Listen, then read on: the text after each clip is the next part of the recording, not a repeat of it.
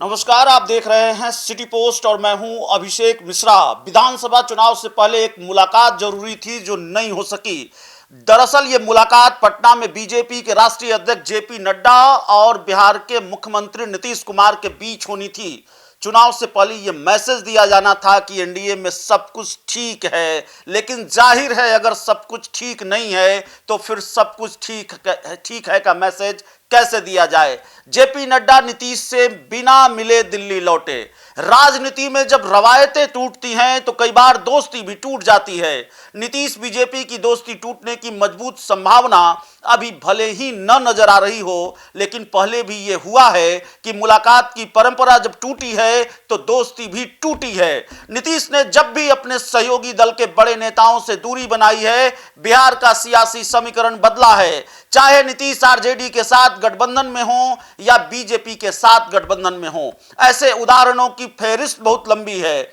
सवाल है कि अगर नीतीश की नाराजगी की बात हो रही है तो फिर वजह पर भी चर्चा जरूरी है। सबसे बड़ी वजह तो यही है कि नीतीश को यह गवारा नहीं है कि अमित शाह सीएम कौन होगा। इस सवाल के जवाब में यह कहें कि समय बताएगा। नीतीश चाहते हैं समय नहीं, मोदी शाह बताएंगे 2025 के चुनाव नतीजों के बाद अगर एनडीए बहुमत में आया तो सीएम कौन होगा। दूसरी सबसे बड़ी वजह यह है कि नीतीश और जेडीयू इस बात को लेकर भी आशंकित हैं कि बीजेपी उन पर कई सीटों की अदला बदली का दबाव बना सकती है। दरअसल चिराग पासवान का एनडीए में होना नीतीश कुमार के लिए दोहरी मुसीबत है। एक तो चिराग खुद कई बार एनडीए में रहते हुए नीतीश की मुखालफत कर चुके हैं।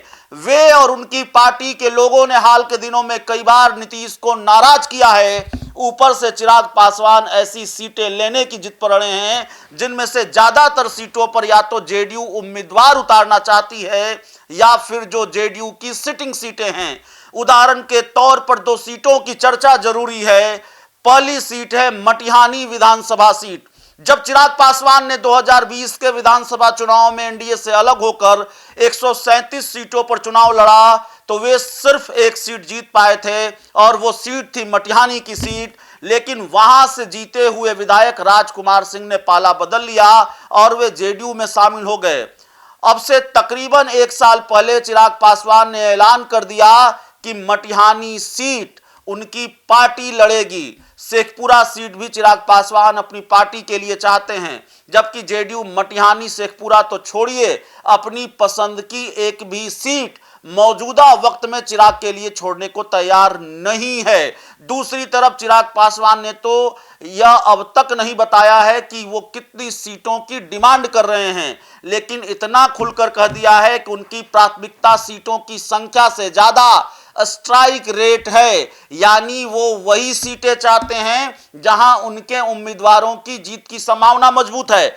चिराग की पसंद वाली ऐसी सीटें जेडीयू की झोली में ही जानी है और जेडीयू चिराग को अपनी सीटें देंगी, इसकी उम्मीद कम ही नजर आती है।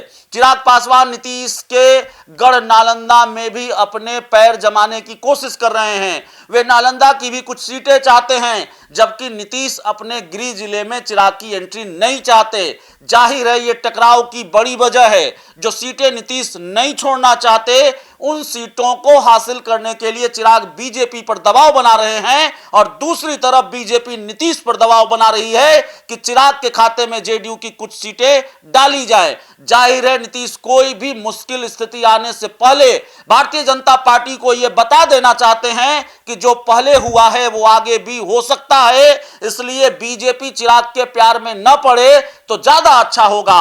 अब नीतीश और चिराग दोनों एक ही गठबंधन में हैं, लेकिन बीजेपी के लिए दोनों को एक ही गठबंधन में रखना मैं एक म्यान में दो तलवार रखने जैसी स्थिति है। और सवाल यह है कि क्या नीतीश कुमार और चिराग के बीच सीटों की लड़ाई आने वाले दिनों में एनडीए में 2020 वाली स्थिति ला सकती है और चिराग एनडीए से अलग होकर चुनाव लड़ेंगे।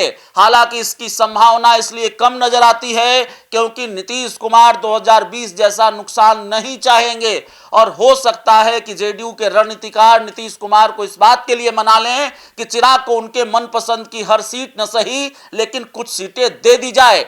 बहरहाल एनडीए में सीट शेयरिंग में सबसे बड़ी अड़चन चिराग ही नजर आ रहे हैं और दूसरी तरफ नीतीश की नाराजगी ने बीजेपी को सचेत कर दिया है।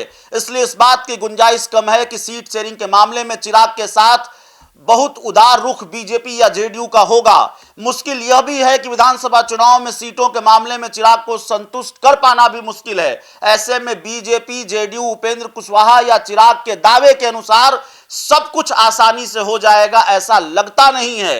लोकसभा चुनाव के मुकाबले विधानसभा चुनाव में चिराग पासवान के लिए बड़ी चुनौती है। अगर 2025 के चुनाव में चिराग का स्ट्राइक रेट खराब रहा तो जाहिर है इसका असर चिराग की चमक दमक पर भी पड़ेगा।